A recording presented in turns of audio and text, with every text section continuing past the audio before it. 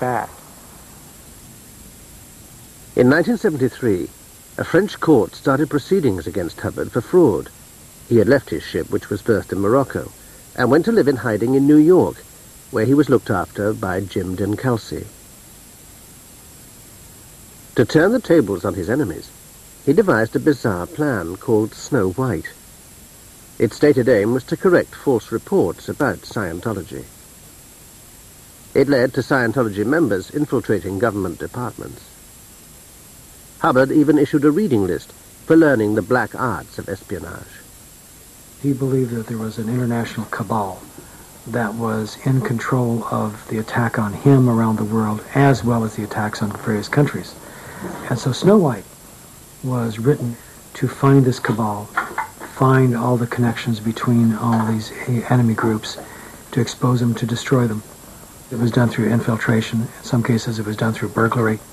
It was just pure military intelligence. Having instigated Snow White, Hubbard rejoined his ship in the Canary Islands. There he had a serious motorbike accident. His mood dramatically worsened. This was his period, which I call the pouting, the crying, the mad period, where he would cry and throw things against the wall, the bulkheads, and pout and scream.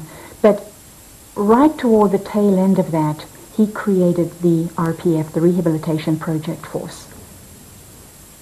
The RPF was yet another correctional regime. Its orders were fearsome. As ship's captain, it was Hannah Eltringham's job to implement them. I was absolutely horrified when I read them, because they talked about the creation of this pretty much like a slave labor camp. Those weren't the words used, but that was the impression given, where the unwanteds, those found wanting, seriously wanting, were sent, and they were to be kept in this with no rights, no freedoms, no privileges of any kind. Pretty much the basic rights they were allowed were a little bit of sleep each day, food leftovers, the harshest treatment. They were not allowed to speak to any of the crew. It was very, very, very bad that this was going on. But Hubbard's statement to us was that it's going to take a lot more ethics and a lot more punishment than anyone can easily face up to get this whole world back in shape. And at that point, I believed that statement. Human emotion and reaction is the way humans were. And he didn't especially regard humans very highly. He liked the idea of the doll bodies that were in other civilizations. Doll bodies didn't have human emotions and reactions. They were, I guess, like Spock, just very analytical. You just get the job done, no emotions there. Love is not a sentiment that's known or cared for. So, and that's to me the tragedy, because he put that, I feel, into the organization, and into the way of being in the organization. Hubbard even consigned his own son, Quentin, who was a senior auditor on the ship, to the RPF. Quentin really was a real sweet kid. He was a real nice guy and very soft-spoken, and it was very difficult for him being Hubbard's son and being put on in this very high position, and I don't think he was that interested in it. He just wanted to be a pilot, and also the fact that he was gay, and that's a very tough thing in Scientology, to be gay, because especially that kid, to be Hubbard's son and to be this top technical person and be gay, that would be a horrible thing to be wrestling with and suppressing all the time. Quentin was sent to the RPF after he committed the sin of trying to commit suicide. 2 years later, he succeeded. Hubbard saw it as a betrayal because everything was referenced around him. The world was doing everything to him.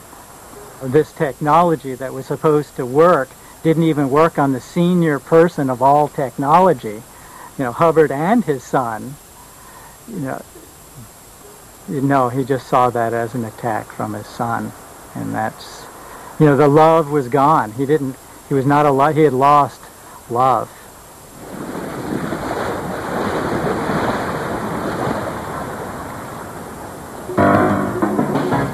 In 1975, Hubbard decided it was time to come ashore.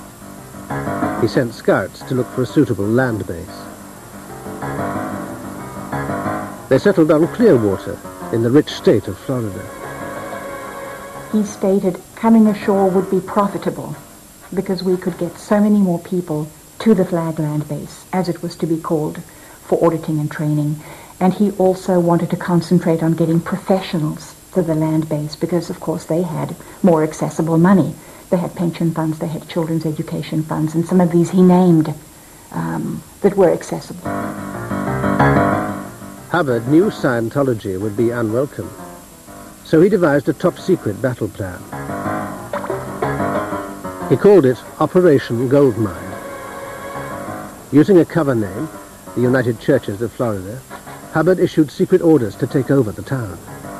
These orders, in effect, very clearly stated, move into this area, find out who your friends are, develop them, find out who your enemies are, destroy them, and then move into every possible area of community life, business, social, religious, education.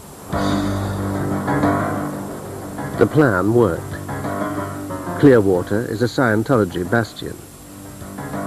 Scientology owns many prime sites. Big-name Scientologists like Lisa Marie Presley have moved in. You could get all the big high rollers, you get the people with the dollars, and you can make a fortune.